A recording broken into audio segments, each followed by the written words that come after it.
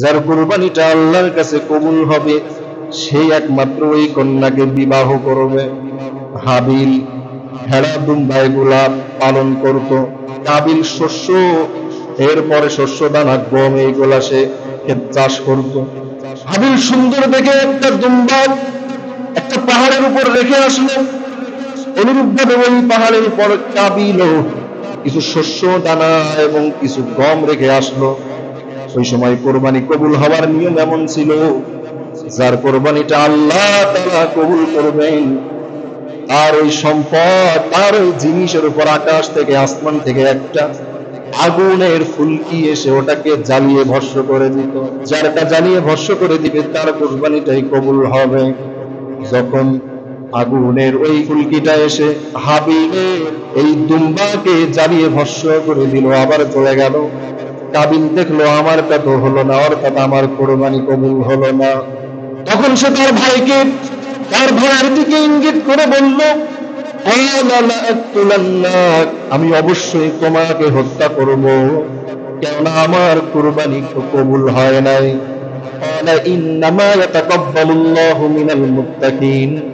হাবিল বলল, আল্লাহ রাব্বুল আলামিন তো কেবলমাত্র শুধুমাত্র পরহেজগার ইমানদার ব্যক্তিদের পক্ষ থেকেই কুরবানি কবুল করে থাকেন। সুবহানাল্লাহ। আলাইকুম ওয়া রাহমাতুল্লাহি ওয়া বারাকাতুহু। ইন্নাল হামদালিল্লাহিল আকরামিল্লাযী খালাকাল ইনসানা ওয়া কাররামা ওয়া 'আল্লামাহু মিনাল বায়ানি মা লাম ইয়া'লাম فسبحان الذي لا يحصى امتنانه وبارك وسلم كثيرا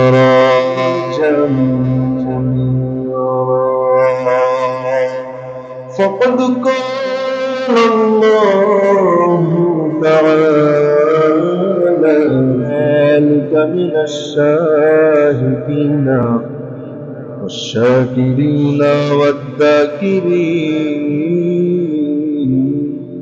والحمد لله رب العالمين. صدري ويسر لي أمري واحلل عقدة من لساني يفقهوا قولي. দীর্ঘ 1 বছর অতিবাহিত হওয়ার পর আমাদের মাঝে আবারও সেই পবিত্র ঈদুল আজহা অর্থাৎ কুরবানির ঈদ আসতেছে। এই ঈদকে ঈদুল আজহা অর্থাৎ কুরবানি ঈদ এই জন্য বলা হয়, কুরবানির শব্দটা আরবি শব্দ, এটা কুরবুন থেকে উদ্গত।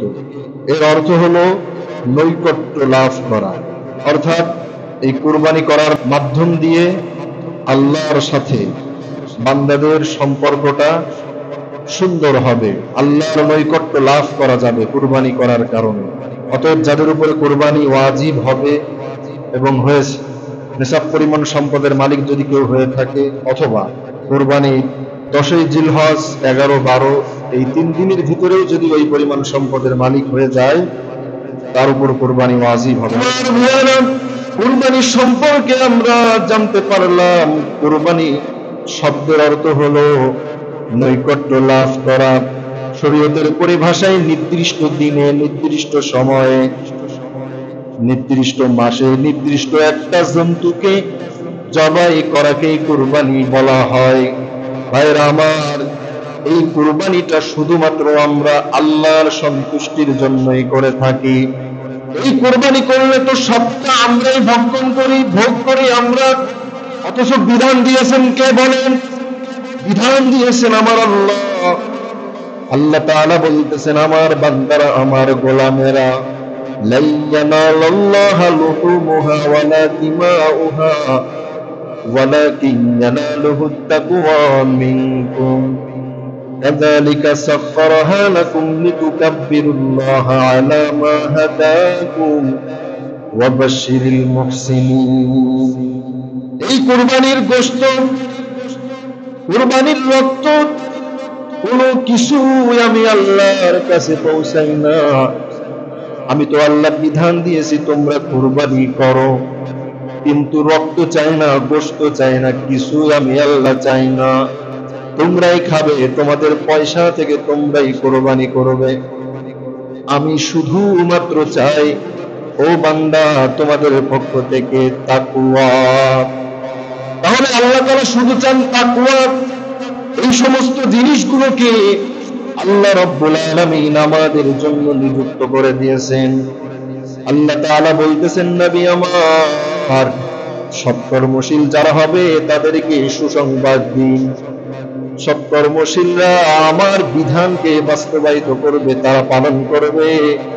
সুসংবাদ হিসাবে আমি আল্লাহ রাব্বুল আলামিন তাদের জন্য জান্নাত দিব। সুবহানাল্লাহ। ভাইরা আমার, কুরবানির শুরুটা কোথা থেকে আসলো এ বিষয়ে আমাদেরকে জানতে হবে।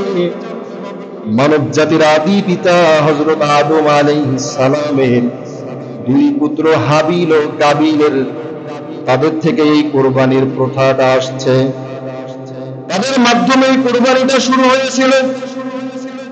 ইতিহাসের পাতায় এই হাবিল কাবিলের কুরবানিটা এক নজিরবিহীন ইতিহাস। তাদের মাধ্যমেই এই কুরবানিটা শুরু হয়েছিল। আমার বন্ধুগণ, রব্বুল আলামিন নবীকে বলতেছেন, নবী আমার আপনি এই হাবিল ও কাবিলের ইতিহাস বর্ণনা করে করে শোনাইয়া দেন। ওয়াতলু আলাইহিম নাবা ইবনে আদম বিল হক إذ قربا قربانا فتقبل من أحدهما ولم يتقبل من الآخر قال لأقتلنك قال إنما يتقبل الله من المتقين। আল্লাহ তাআলা নবীকে বলতেছেন, নবী আমার হাবিল ও কাবিলের ইতিহাস বিস্তারিত আপনি আপনার উম্মতদেরকে বলে দেন। তারা উভয় কুরবানি করেছিল। আমি আল্লাহ রাব্বুল আলামিন তাদের দুইজনের একজনের কুরবানিকে কবুল করেছিলাম। যারটা কবুল করা হয়েছিল, যারটা কবুল করা হইল না, সে বলল, অর্থাৎ কাবিল হাবিলকে বলল, আমার কুরবানি তো কবুল হলো না, আমি অবশ্যই তোমাকে হত্যা করব। এর প্রতি উত্তরে হাবিল বলেছিল, আল্লাহ রাব্বুল আলামিন তো শুধুমাত্র কেবলমাত্র পরহেজগার খোদা ভীরুদের পক্ষ থেকেই কুরবানি কবুল করে থাকেন। তাহলে আমরা বুঝতে পারলাম কুরবানি কবুল হওয়ার জন্য শর্ত হলো খোদা ভীরু হতে হবে, নম্র হতে হবে, বিনয়ী হতে হবে, পরহেজগার হতে হবে, ধর্মভীরু হতে হবে। অর্থাৎ ধর্মভীরু যদি আমরা না হই তাহলে আমাদের কুরবানি দিয়ে কোনো লাভ হবে না। এখন প্রশ্ন হলো, অনেকে মনে করে যে আল্লাহ তাআলা তো ধর্মভীরুদের পরহেজগারদের কুরবানি কবুল করবেন, আমরা তো ধর্মভীরু না, আমরা তো পরহেজগার না, তাহলে কুরবানি দিয়ে লাভ কি? তবে এই কথার জবাব হলো, তুমি নামে মুসলমান হয়ে তোমার লাভ কি? কেন তুমি মুসলমান হয়েছো নামে মুসলমান হওয়ার থেকেই তুমি অন্য ধর্মের অনুসরণ করে নাও। কারণ আল্লাহ তাআলা তো তোমাকে বলেছে পরিপূর্ণভাবে ইসলামের ভিতরে দাখিল হতে, ইসলামকে পরিপূর্ণ মানতে। তুমি ইসলামকে আংশিক মানতেছো আর আংশিক মানতেছো না, এটা তো হয় না। তুমি তো নবীজির আদর্শ মানতেছো না, তোমার মুখে দাড়ি কোথায়? যখন নবীজির আদর্শ মানতেছো না, তাহলে কেন বলো আমি নবীর উম্মত, আমি একজন মুসলমান? এই দাবি করাটা তোমার জন্য বোকামি। আমার ভাইয়েরা, আমি যেই কথা বলতেছিলাম, আদম আলাইহিস সালামের দুই পুত্র হাবিল কাবিল, এদের ইতিহাস বর্ণনা করার জন্য আল্লাহ রাব্বুল আলামিন নবীকে বলেছিলেন, নবী আপনি তাদের ইতিহাস বিস্তারিত করুন, বলে দিন আপনার উম্মতের মাঝে। বর্ণিত আছে, আদম এবং হাওয়া আলাইহিস সালাম যখন দুনিয়ার জমিনে আসলেন, তাদের যখন দেখা সাক্ষাৎ হলো, সন্তানাদি বংশ বিস্তার যখন আরম্ভ হলো, আদম আলাইহিস সালাম তিনার স্ত্রী মা হাওয়া আলাইহিস সালামের গর্ভ থেকে দুইটা করে সন্তান একত্রে জন্মগ্রহণ করত, একটা কন্যা সন্তান এবং একটা পুত্র সন্তান। এই আদম এবং হাওয়া ছাড়া আর কোনো মানুষ ছিল না পৃথিবীতে। আল্লাহ রাব্বুল আলামিন বিধান দিয়ে দিলেন, ও আদম, তোমার সন্তান একসাথে যেই পুত্র এবং কন্যা সন্তান জন্মগ্রহণ করবে, তারা পরস্পর ভাই বোন হিসাবেই গণ্য হবে। কিন্তু পরবর্তী গর্ভে আবার যে একসাথে ভাই বোন জন্মগ্রহণ করবে, পূর্বের ভাইয়ের সাথে পরবর্তী বোনের সাথে আপন বোন হিসাবে গণ্য হবে না, অর্থাৎ তাদের মাঝে বিবাহিক সম্পর্ক হালাল হবে। ঘটনাক্রমে কাবিলের সাথে যেই বোনটা ছিল, যেই কন্যাটা ছিল, সেটা অত্যন্ত পরম সুন্দরী। হাবিলের সাথে যে ছিল সেই দেখতে অনেকটাই কালো বিশ্রী ছিল। আদম আলাইহিস সালাম বিধান দিয়ে দিলেন, আমার সন্তানেরা, আল্লাহ রাব্বুল আলামিন বিধান দিয়ে দিয়েছেন তোমার সাথে যেই মেয়েটা যেই কন্যাটা হয়েছে তার সাথে আরেকজনের বিবাহ হবে, এইভাবে পৃথক ভাবে। কাবিল দেখলো আমার ভাগ্যে তো কুশ্রী কালো মেয়েটা পড়তেছে, আমি এটা সহ্য করতে পারতেছি না, অথচ আমার সাথে যেই কন্যাটা হয়েছে সেটা অত্যন্ত সুন্দরী, আমি তাকেই বিয়ে করব। পিতাকে প্রস্তাব করলেন, পিতা মোটেই মানতে রাজি হলেন না, অর্থাৎ মানলেনই না। আদম আলাইহিস সালাম তার সন্তানদেরকে বললেন, আমার সন্তানেরা, তোমরা তো মানতেছই না, তাহলে তোমরা কুরবানি করো, আল্লাহর কাছে কুরবানি দাও। যার কুরবানিটা আল্লাহ রাব্বুল আলামিনের কাছে গ্রহণযোগ্য হবে, যার কুরবানিটা আল্লাহর কাছে কবুল হবে, সেই একমাত্র ওই কন্যাকে বিবাহ করবে। হাবিল ভেড়া দুম্বা এগুলা পালন করত, কাবিল শস্য, এরপরে শস্য দানা গম এইগুলা সে ক্ষেত চাষ করত। হাবিল সুন্দর দেখে একটা দুম্বা একটা পাহাড়ের উপর রেখে আসলো, অনুরূপভাবে ওই পাহাড়ের উপর কাবিলও কিছু শস্য দানা এবং কিছু গম রেখে আসলো। ওই সময় কোরবানি কবুল হওয়ার নিয়ম এমন ছিল, যার কোরবানিটা আল্লাহ তাআলা কবুল করবেন, আর ওই সম্পদ, তার ওই জিনিসের উপর আকাশ থেকে আসমান থেকে একটা আগুনের ফুলকি এসে ওটাকে জ্বালিয়ে ভস্ম করে দিত। যারটা জ্বালিয়ে ভস্ম করে দিবে তার কোরবানিটাই কবুল হবে। যখন আগুনের ওই ফুলকিটা এসে হাবিলের এই দুম্বাকে জ্বালিয়ে ভস্ম করে দিল, আবার চলে গেল। কাবিল দেখলো আমারটা তো হলো না, অর্থাৎ আমার কোরবানি কবুল হলো না। তখন সে তার ভাইকে, তার ভাইয়ের দিকে ইঙ্গিত করে বলল, আমি অবশ্যই তোমাকে হত্যা করব, কেননা আমার কুরবানি তো কবুল হয় নাই।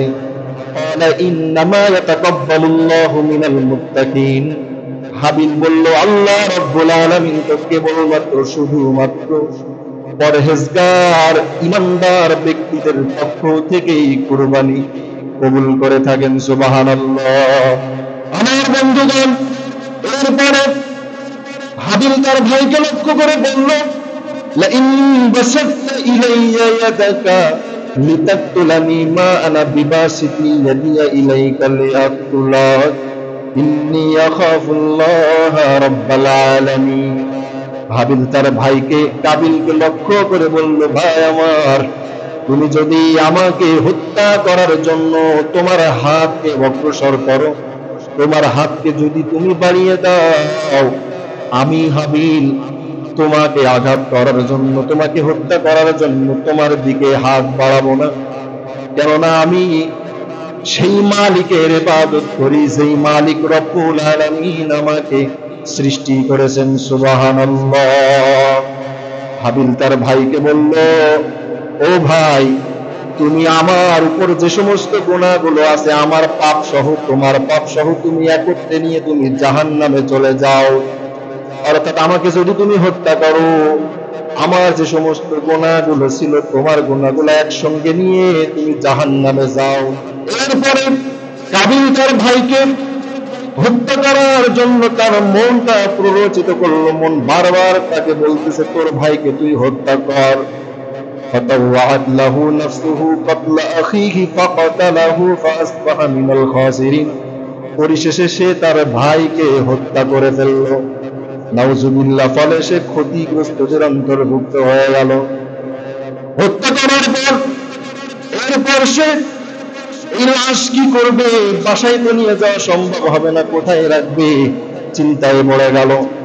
আমার বন্ধুগণ, আল্লাহ রাব্বুল আলামিন কোরআনের ভিতরে আয়াত নাযিল করে দিলেন।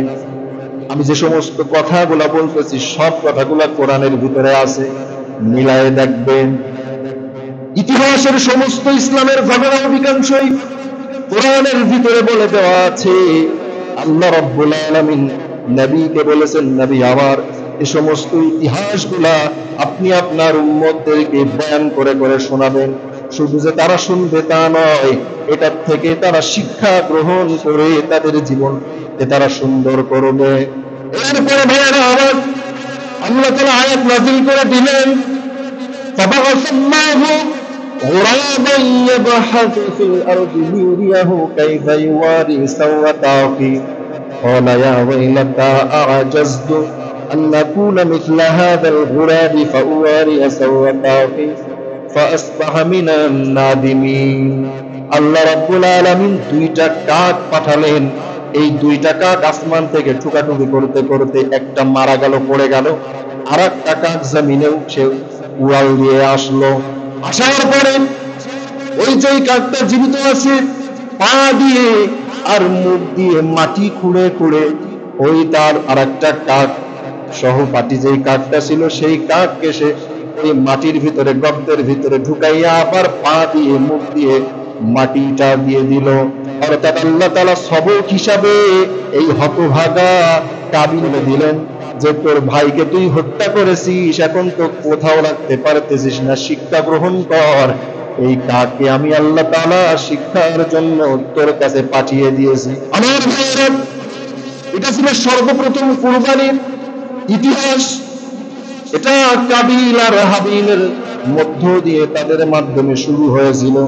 কিন্তু আমরা যেই কুরবানিটা করে থাকি, এই কুরবানির সাথে সম্পর্কটা হলো হযরত ইব্রাহিম আলাইহিস সালামের সম্পর্ক।